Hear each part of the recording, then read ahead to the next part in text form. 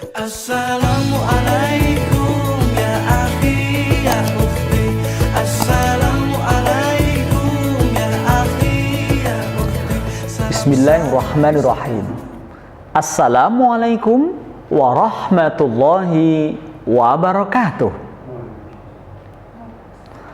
Salamnya sudah semangat, sudah bagus dan banyak pahalanya. Tetapi salam sengaja akan kakak ulangi supaya makin banyak pahalanya dan tambah semangat ya. Itu kakak adik, ibu ayah, kakek nenek yang mendampingi juga boleh untuk menjawab salam, menyemarakan pertemuan kita hari ini ya. Ibu-ibunya yang salamnya paling semangat, saya doakan bulan ini turun 3 kilo badannya. Amin. Kita ulang. Assalamualaikum warahmatullahi wabarakatuh. Masya Allah, keren sekali.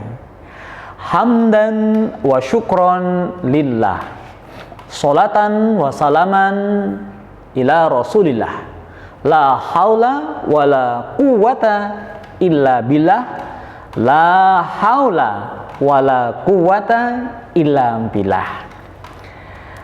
Adik-adik, siswa-siswi SD Muhammadiyah Prambanan yang kakak hormati, kakak cintai dan doakan selalu, semoga senantiasa bertambah iman, tambah soleh, tambah ilmu pengalaman, tambah prestasi, dan ke depan kalian akan menjadi orang-orang hebat pada masanya. Amin ya rabbal alamin.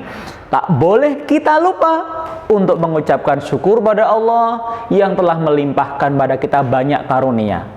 Di antaranya kesehatan, keselamatan, keislaman, keimanan. Keempat ini merupakan nikmat terbesar. Kata Nabi Muhammad, ayo ucap sallallahu alaihi wasallam ya. Nabi Muhammad sallallahu alaihi wasallam. Kalau Nabi Ibrahim alaihissalam, Nabi Musa alaihissalam. Kalau Kak Bimo wassalam. Emang senazah. Nabi Muhammad pernah bersabda sallallahu alaihi wasallam, akbaru nikmah ba'dal iman wal islam as-sihhatu wa tulil umru. Nikmat yang paling gede itulah iman Islam. Iman, karena iman bisa berislam, melaksanakan syariat Islam. Kemudian sehat dan umur panjang. Sehat semuanya kan? Semoga pada masa pandemi atau COVID-19 ini kalian, keluarga kalian, dan keluarga besar SD Muhammadiyah Prambanan senantiasa mendapat ismah, penjaga dari Allah, sehat sentosa, tetap tambah berprestasi, dan kelak menjadi solusi bagi semua masalah bangsa Indonesia ini. Amin ya rabbal alamin. Alhamdulillah, thank you Allah. I'm home, alhamdulillah. Mommy is home, alhamdulillah. Thank you Allah for your blessings to me. Artinya apa itu? Alhamdulillah, oh syukur Allah, aku selamat, alhamdulillah. Mama selamat, alhamdulillah. Syukur Allah, rahmatmu untukku. Di depan kakak sekarang ini adalah anak-anak yang kelak ada yang menjadi pengusaha restoran internasional, Masya Allah. Ada yang jadi artis, sutradara, menteri pendidikan, menteri keuangan. Ada yang jadi wakil dan presidennya, ada yang jadi jaksa, ada hakim, ada yang jadi kepala dinas berbagai macam kedinasan. Saya doakan semua sukses, dan yang penting sukses kita gunakan untuk mengangkat derajat kaum muslimin menjadi mulia. Dan kita semualah kader Muhammadiyah yang harus tergerak dan menghidupkan dakwah amar ma'ruf nahi mungkar. Siapapun kalian, dimanapun kalian, posisi jabatan yang akan kita miliki, kita gunakan untuk dakwah kepada Allah, mengajak orang kepada Islam. Baik, pada hari ini saya Kak Bimo ya. Kak Bimo itu nama Bimo, bukan Bimonyong ya. Apalagi bir monyet. Kak Bimo akan mengajak kalian untuk bertamasya sejarah tentang peristiwa Muharram. Nah, apa peristiwa yang terjadi?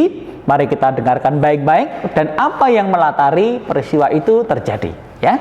Nanti kita ambil semangatnya, apalagi kita di bulan Agustus ini sedang mendekati peringatan kemerdekaan kita. Oh, baik, semangat hijrah kita gunakan untuk menyemarakkan kemerdekaan bangsa kita. Oke? Oke? Alhamdulillah, jawaban yang sangat-sangat keren. Ada apa di bulan Muharram? Ada apa saja, Kak Bimo? Dengarkan baik-baik. Mari kita dengarkan baik-baik apa yang terjadi. Nabi Adam selamat dari dosa-dosa, diterima taubat. Nabi Nuh selamat dari banjir besar, 150 hari di atas banjir akhirnya selamat. Nabi Ibrahim selamat dari kobaran api. Fir'aun yang Namrud yang jahat kecewa tak bisa bakar Ibrahim. Nabi Yusuf selamat dari sumur tua. Nabi Yunus selamat dari perut ikan. Nabi Musa selamat dari pembantaian. Fir'aun tuh yang mengejar nyebrang Laut Merah. Musa selamat, Fir'aunnya tenggelam, mati bersama pasukannya. Nabi Isa selamat dari pembunuhan. Nabi Muhammad selamat berangkat hijrah. Itulah peristiwa penting yang ada di bulan Muharram. Maka bulan Muharram Allah menyebut dalam Al-Quran termasuk satu di antara bulan suci. Apa saja itu maksudnya dalam Islam? 1. Muharram. 2. Rajab. 3. Ayo tanya kiri kanan, tanya kakek boleh, kalian juga bisa. Yang bisa langsung dapat hadiah handphone merek Swallow kalau ada. Ada? Zulqa'dah. Yang terakhir Dzulhijjah. Kalau bulan Ramadan adalah bulan penuh berkah, bulan berkah. Tapi tidak termasuk bulan suci. Bulan suci itu adalah Muharram, Rajab, Dzulqa'dah dan bulan Dzulhijjah. Nah, teman-teman yang kakak cintai, di sebuah negeri angkara murka, kala itu Mekah, dimulai cerita puncak-puncak masa kejahilian bangsa Quraisy di Mekah. Mereka berkumpul untuk membicarakan bagaimana cara menghentikan dakwah Nabi Muhammad SAW, menanamkan iman tauhid dan menyingkirkan semua bentuk kesyirikan, kezaliman dan kemaksiatan di sekitarnya.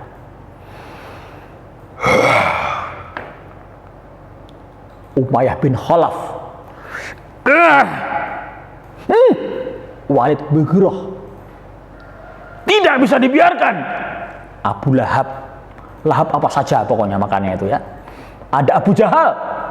Mereka berkumpul di ruangan itu membicarakan bagaimana menghentikan Muhammad agar tidak mengajar Islam dan orang-orang berhenti untuk berpindah ke kota Madinah. Usaha kita untuk menahan melaju gerak ajaran Muhammad ini sudah susah payah kita lakukan. Menyuap gagal, mengintimidasi, menteror tak berhasil. Bahkan kita tangkap, kita bunuh, kita siksa. Muhammad kita nistakan dengan kotoran binatang. kita jerat lehernya pun telah kita lakukan, tak berhasil. Peristiwa Isra Mi'raj setahun yang lalu, bahkan kita harapkan sebagai waktu yang tepat untuk melunturkan iman mereka, tapi mereka malah semakin bersemangat, mereka semakin kuat imannya. Apa yang harus dilakukan? Bagaimana kalau kita gunakan cara yang terakhir? Setelah pemboikotan Bani Hashim tidak berhasil, kita kumpulkan jawara-jawara di sekitar kita bunuh Muhammad. Tidak bisa begitu, Tuan. Bani Hashim itu sangat solid. Apa itu solid? Kompak. Oh, kompak, ngomong dong. Andai satu saja keluarganya ada yang terbunuh, mereka bisa menuntut balas pada kita semuanya. Bukankah kerah Bani Hashim ini paling berpengaruh di sini? Di antara kita juga ada Bakir Bani Hashim. Ya itulah, begitulah perjanjian dalam keluarga kami. Bagaimana caranya? Begini caranya. Oh, ada seorang laki-laki tua yang datang memberikan usul. Nggak tahu siapa dia, nggak diketahui dari mana asalnya, majhul namanya. Ia memberikan usul. Bagaimana seandainya kalian kumpulkan jawara-jawara Quraisy dari berbagai kabilah atau suku, dari berbagai keluarga, ambil jagoannya, ambil preman yang paling kuat, orang yang paling jago main panah, main tombak, pedang, bahkan bela diri bergulat. Nanti kita jadikan dalam satu pasukan, nanti kumpul bunuh Muhammad. Kalau Bani Hashim tahu yang membunuh dari berbagai keluarga, berbagai ragam suku, pasti mereka mikir akan berani melawan, menuntut balas yang dihadapi seluruh bangsa Arab. Bagaimana? Piye? Apa itu? Bangun ra? Bagus juga idenya. Aku setuju sekali kalau begitu caranya. Di antara mereka juga ada wanita yang paling buruk adalah Ummu Jamil namanya, yang suka kasak kusuk, bikin gosip, bikin fitnah di kalangan perempuan. Kalau kalangan muda namanya Abu Jahal. Kalau penguasa, orang-orang tua, Abu Lahab pelakunya, yang mengajak orang memprovokasi, benci Nabi Muhammad yang orangnya santun, al-amin, tak pernah marah, luar biasa sabarnya. Tapi karena hati mereka tertutup, tidak mau terbuka dengan iman, begitulah rupa-rupa perilaku orang yang kasar. Nah, Terus bagaimana Kak Bima? ada lanjutannya. Lalu dikumpulkanlah orang-orang yang jago bermain pedang, jago berkelahi, tampangnya sangar, badannya besar ya, kuat ya, suka angkat berat, mungkin angkat gilingan gandum, mungkin angkat anak onta ya untuk latihan bodybuilding. Zaman dulu kan nggak mungkin pakai alat-alat seperti sekarang ini kan, kayak ayammu kan, tapi menggunakan alat seadanya. Tapi mereka para pengelana yang jago-jago berkelahi. Nah, teman-teman semuanya, siapa yang bisa bunuh Muhammad akan kuberikan hadiah onta merah yang besar, yang mahal. Ada yang menjanjikan sampai 100 ekor onta merah, berapa miliar tuh ya nilainya. Itu tetunggangan ternak yang paling mahal waktu itu. Dan Bro, awade suge loh bro, hadiah besar banget. Jangan sampai kalah, ayo berangkat. Nanti dulu. Mereka disiapkan untuk mencegah hijrahnya Muhammad dan sahabat-sahabatnya menuju ke Madinah. Nah, apa yang terjadi? Ketika malam dan tentukan waktunya, Nabi Muhammad Shallallahu Alaihi Wasallam dan Abu Bakar As-Siddiq sudah bersiap-siap untuk berangkat ke Mekah, ke Madinah dari rumah Nabi suci kita. Malam itu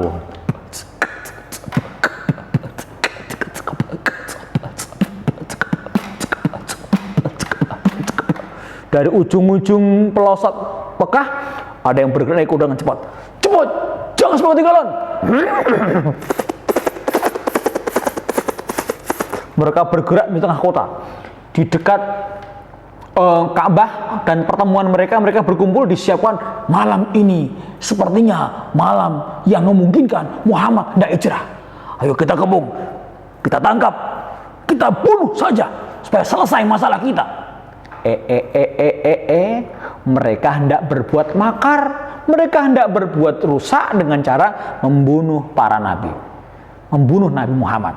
Itu kayak kelakuan orang-orang Bani Israel yang suka membunuh Nabi tanpa alasan yang benar.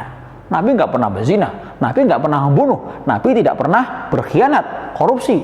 Ini dibunuh hanya karena mengajarkan agama Islam yang berbeda dengan kesyirikan, kejahatan muamalah sebagai seorang politisi, penguasa mereka pada masa itu.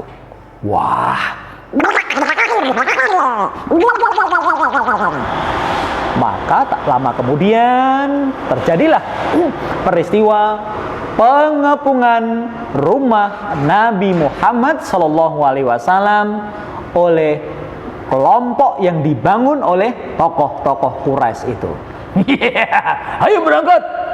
Ada yang sembunyi di belakang pohon kurma, ada yang mengendap-endap di belakang rumah, ada yang naik pohon kurma pula, ada yang di dekat pintu dengan pedang terhunus, teng teng, wow.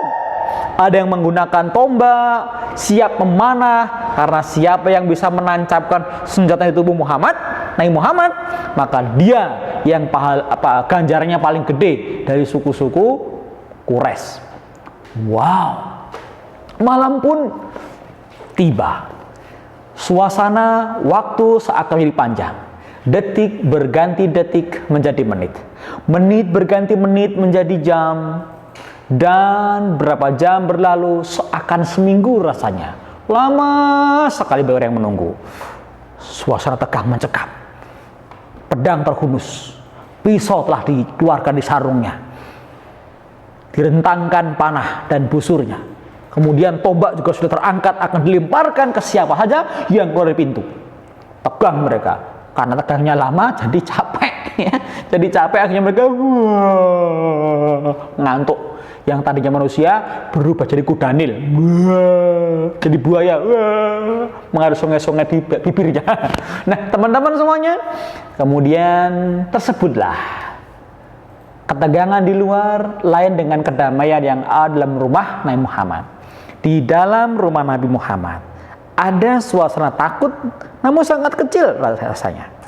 Mungkin Abu Bakar merasakannya, Ali juga merasakan ketegangannya. Tapi Nabi Muhammad mengatakan untuk sabar, tenang, segera tiba waktunya untuk hijrah. Nabi Muhammad itu pindah hijrah itu bukan karena takut. Salah. Nabi Muhammad bukan takut teman-teman semuanya. Ingat ya, Nabi Muhammad itu berjiwa syaja'ah, pemberani. Akan kita lihat besok ketika pada fase Madinah, dalam perangan pun Nabi Muhammad paling depan dan para sahabat berlindung pada kepiawaian dan kesungguhan heroisme Nabi Muhammad ketika berperang melawan orang kafir yang mengancam keselamatan sahabat-sahabatnya. Berani. Tapi malam itu Nabi Muhammad mendapatkan ilham dan rencana lain. Kita sudah bersiap Abu Bakar. Baik Rasul, kita siap berangkat. Ali, tidurlah di kasurku. Aku berangkat dan kau akan bangun di waktu pagi. Hati-hati, mungkin ada bahaya yang akan membuat hatimu tidak nyaman. Baik Nabi, aku akan melaksanakannya. Ali bin Abi Thalib, sepupu sahabat Nabi yang masuk Islam pada usia 10 tahun itu, tanpa ragu, tanpa takut, ia mengambil tempat di baringan Rasul menggunakan selimutnya. Abu Bakar dan Nabi Muhammad SAW, sahabat utama Rasulullah, dan bahkan besok menjadi mertuanya ya, dari Bunda Aisyah, mereka keluar dari ruangan itu sembari berdoa, memohon kesenangan dari Allah. Ternyata teman-teman semuanya, Allah turunkan kantuk yang luar biasa kepada orang-orang Quraisy tadi, yang tadinya duduk tergeletak, yang tadinya rebah bablas mengkurup tidurnya, yang tadinya megang tombak, tombaknya jadi penopang, ia tertidur, ngorok berjamaah. Suaranya bermacam-macam, orkes yang sangat menjijikkan hari itu ya.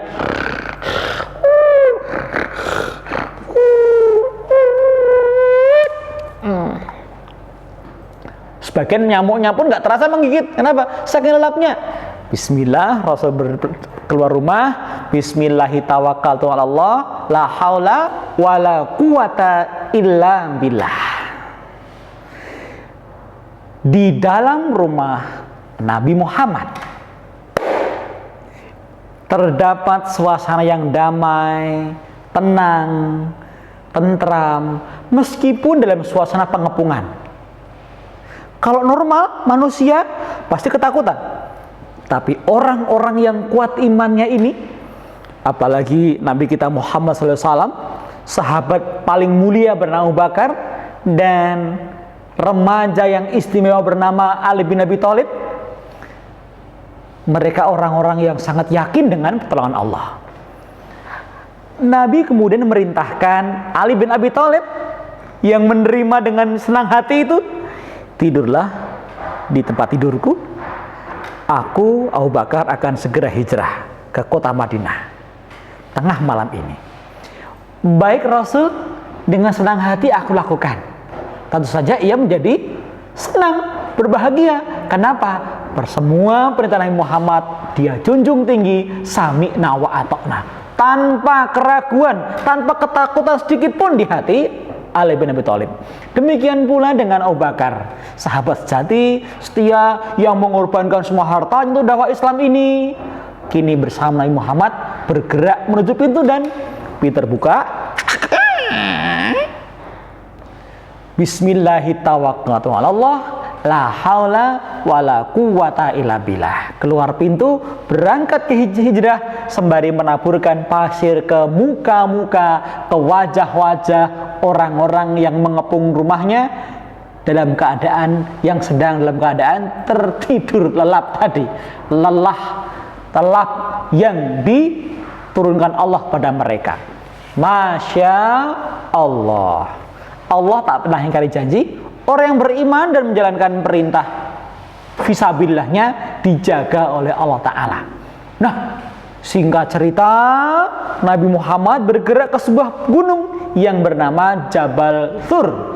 Di dalamnya di atasnya ada sebuah gua yang bernama Gua Thur di luaran kota Mekah.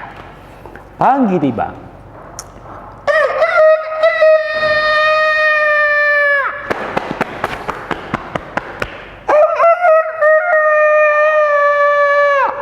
Ayam jago sudah bersorak-sorai, berkokok, membangunkan orang-orang Mekah yang tertidur lelap. Kemudian beberapa tokoh Quraisy pun datang. Bangun! Bangun semuanya! Hei, malah do turu, tangi, ya tangi abe. Ini bagaimana tugas kalian? Malah tidur di sini. Kalian bisa lepas buruan, cepat! Mereka pun bangun tergagap, kemudian dimarah-marahi, dibentak-bentak, diomel.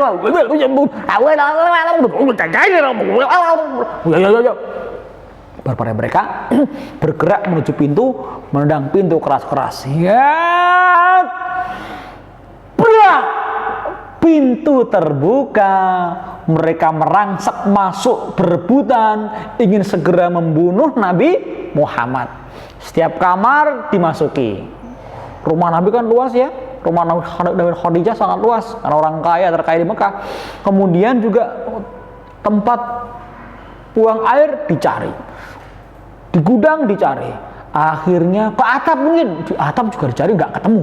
Yang ada di sebuah kamar tampak sebuah dipan, ada kasurnya, di atasnya ada seorang yang tertidur tertutup oleh selimut. Iki loh wonge, tangkap, udah langsung bunuh aja. Panah ditarik, pedang diangkat, tombak siap dihunjamkan, pisau sudah dikeluarkan, dan seorang menarik dengan cepat lagi kasar selimut tadi. Iya, saya, tunggu dulu, nanti dulu. Ternyata mereka dihentikan sebuah teriakan, itu bukan Muhammad. Ternyata Ali bin Abi Thalib terbangun dari tidurnya. Mau apa kalian? Tidak sopan masuk rumah orang tanpa permisi. Mana akhlak kalian? Kakak ucapkan dengan kata kakak ya. Nah, apa tadi teman-teman semuanya? Bukan Muhammad. Kini Ali dalam ancaman mata pedang, mata tombak, dan mata panah yang sudah ditarik dari tali busurnya. Apa yang terjadi? Udah, ini kita bunuh dulu. Jangan, bunuh, jangan, bunuh, jangan. Andai bila kita bunuh Ali bin Abi Thalib ini, orang Bani Hashim marahnya akan luar biasa. Selain Muhammad, warganya bernama Ali, putra Abu Thalib kita bunuh. Celaka besar kita suku-suku Mekah. Kita bisa diusir Bani Hashim dari kota ini. Gimana? Udah, lepaskan aja, tinggal aja. Ali, di mana Muhammad? Cari sendiri. Jengkel aku. Ali bikin jengkel mereka.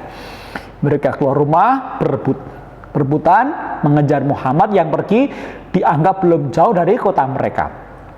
Ada yang ke selatan, ada yang ke utara, ada yang ke timur, ada yang ke barat, ngubek-ubek pasar ya, di warung-warung sekitar Ka'bah, keliling kampung, nyari satu orang. Muhammad Al-Amin, Rasulullah Muhammad Sallallahu Alaihi Wasallam, yang kini telah berdiam dalam gua Sur tadi. Di dalam gua Sur, Rasulullah sedang tertidur di pangkuan Abu Bakar. Kaki Abu Bakar, jempolnya teman-teman semuanya, menutupi sebuah lubang yang belum ia tutup. Yang lain mas sudah dengan kain, dengan batu, dengan kerikil, agar jangan sampai ada binatang melata berbisa yang melukai Nabi Muhammad. Tetapi sebuah lubang agak besar, ia tutup dengan jempol kakinya. Tiba-tiba, zut, aduh, kakinya tersengat binatang berbisa. Bisa ulat, bisa kalajengking, atau mungkin yang lainnya. Lipan mungkin. Karena saking sakitnya, badannya panas, air matanya menetes karena menahan sakit yang amat berat. Dijatuh di pipi Rasulullah Muhammad yang merupakan nabi yang lebih ia cintai daripada dirinya, keluarga, dan seluruh muka bumi. Nabi bersabda, "Kau sakit Abu Bakar?" Rasulullah, kakiku disengat oleh binatang melata ini tuh. Rasul, coba aku lihat. Rasul dengan sabar, dengan tenang mengobati sakit yang ada pada diri Abu Bakar hingga kemudian sembuh. Wah, orang-orang Quraisy sampai di situ. Bahaya enggak? Bahaya! Bahaya! Mereka berkata, "Lihat, itu gua Thur, enggak seberapa besar, tapi cukup untuk sembunyi beberapa orang. Mungkin Muhammad di sana." "Enggak mungkin lah," sambil membalikkan kudanya ke arah yang lain. "Nggak mungkin. Lihat tuh, jaring laba-laba sangat tebal di mulut guanya. Kalau masuk rusaklah pasti. Dan setebal itu nggak mungkin terwujud dalam 1-2-3 hari. Pasti itu lama. Sarang itu ada. Lagi pula ada burung merpati di sana. Kalau ada sarangnya dilewati orang, dia terbang meninggalkan tempat ini. Yuk, pergi aja. Ya wes, pergi. Di antara mereka ada yang iseng loh melempar batu ke arah gua tadi. Kena tubuh dari orang-orang yang kita muliakan tadi. Tapi mereka tidak tahu bahwa ada orang yang sedang bersembunyi di tempat itu. Orang Quraisy menyebar. Tibalah waktunya. Tiba apa? Tiba Rasul keluar dari Gua Thur bersama Abu Bakar berjalan menuju ke kota Madinah. Sallallahu ala Muhammad. Abdullah bin Uraikid sudah datang menjemput mereka akan menjadi guide menuju jalannya. Lewat lembah-lembah, lewat bukit, lewat padang gurun, jeram, pasir-pasir yang tajam, kerikil yang bisa merobek kaki. Mereka melewati kawasan yang panas itu, berjalan cukup jauh. Perjalanan 5 hingga 1 minggu lamanya. Sallallahu alaihi wasallam. Dari jauh ada seorang preman, badannya besar, naik kuda. "Muhammad, Abu Bakar, aku lihat kalian dari puncak bukit ini. Itu pasti Abdullah bin Uraiqid yang menjadi penunjuk jalannya. Orang Quraisy, gadis-gadis Quraisy, ini Suraqah yang akan penggal kepala Muhammad. Iya, Suraqah preman Mekah itu ya, badannya besar, mungkin penuh tato ya, tato SpongeBob, Doraemon, Sound the Sheep, pokoknya tato jelek lah. Kan tato itu dikutuk Allah. Emang keren, preman bukan, jagoan bukan, pakai tato belagu amat ya kan? Siapa pakai tato menggambar badannya, maka dia dikutuk oleh Allah Subhanahu wa taala. Dimarah menteri aja takut, dimarahi presiden takut, apalagi dimarah Allah, apalagi dikutuk Allah. Ini pakai perlengkapan perang mau bunuh kekasih Allah Nabi kita Muhammad. Ya, pedang diangkat, Muhammad matilah kau ya, sallallahu alaihi wasallam. Tiba-tiba Suraqah dan kudanya terguncang, pasir seakan bergerak, kemudian terjungkalah dia berulang 3 kali. Muhammad, aduh, kecetret mungkin, aduh, Muhammad, help me please, Muhammad. Suraqah, kau hendak bunuh aku kembali? Ya Muhammad, maafkan aku maafkan aku Muhammad. Andai kau maafkan aku, akan kusingkirkan orang-orang Quraisy yang mengejar ke arah jalan ini. Suraqah, seandainya engkau membantu aku melepaskan dari mereka, kelak akan kau kenakan jubah Kisra pada tubuhmu. Baik Muhammad. Dalam riwayat yang lain disebutkan akhirnya Suraqah masuk Islam, dan ketika perang Qadisiyah dipimpin oleh Sa'ad bin Waqqas pada masa Umar bin Khattab, sahabat Nabi pun menjadi terwujud. Bagaimana Kisra dapat dikalahkan? Jubahnya dikenakan oleh Suraqah tadi. Aduh, keren banget. Itu peristiwa yang lain sekian puluh tahun kemudian. Nah, teman-teman semuanya, kata-kata Nabi Muhammad terwujud jadi nubuat, kabar gembira, bisyarah bagi Suraqah. Ia pulang. Setiap orang yang mengejar ke arah itu, dia bilang, Muhammad, latihannya minggir sana aja yang lain. Ini nggak ada, aku udah kesana nggak ada. Mereka disingkirkan semua oleh Suraqah dan nggak boleh mengarah kepada jalan yang ditempuh oleh Rasulullah Muhammad Sallallahu Alaihi Wasallam. Sampailah di kota Kuba. Nabi Muhammad disambut warga Kuba di tepian kota Madinah. Beliau dirikan masjid pertama namanya Kuba. Lalu beliau membina masjid itu, sholat di sana, menerima tamu-tamu, dan menyelenggarakan sholat Jumat pertama kali. Siapa yang pengen ke kota Madinah? Siapa yang pengen naik haji? Saya doakan kalian besok bisa menghajikan keluarganya, orang tuanya, insya Allah juga menghajikan guru-gurunya. Amin ya rabbal alamin. Guru-guru yang belum haji tentunya ya.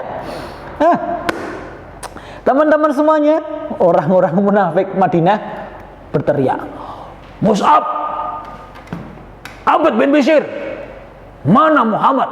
Kok belum nyampe juga? Orang-orang Yahudi, orang-orang munafik, mereka tampak gelisah. Mana orangnya?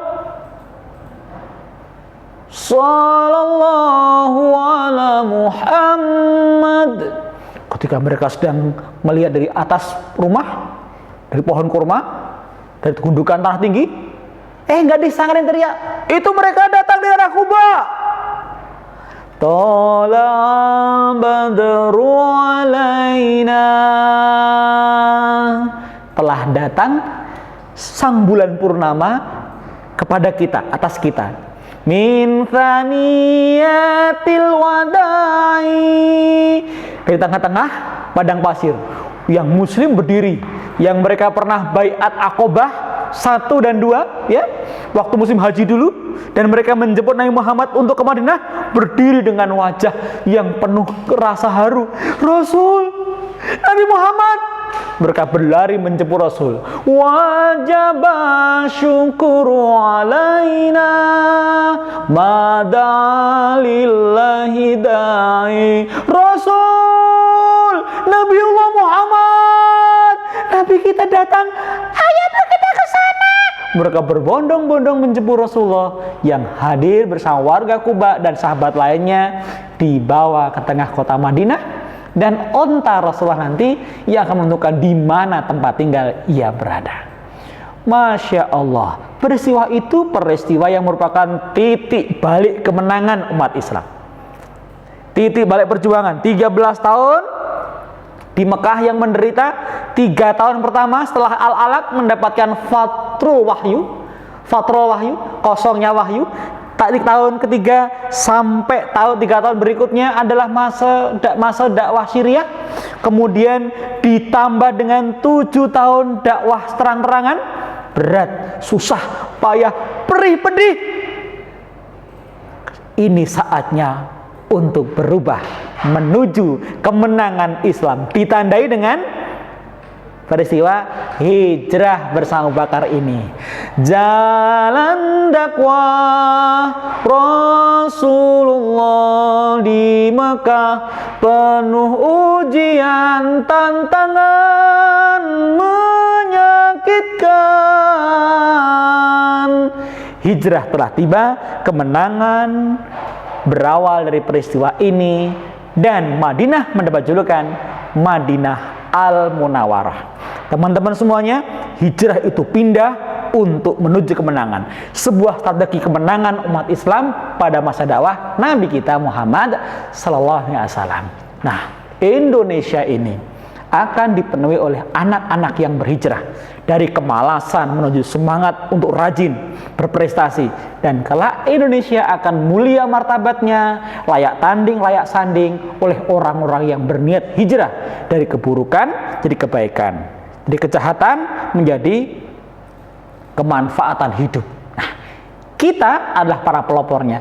Kita dai-dai dari Islam, merupakan mata rantai dari dakwah Nabi Muhammad sallallahu alaihi wasallam.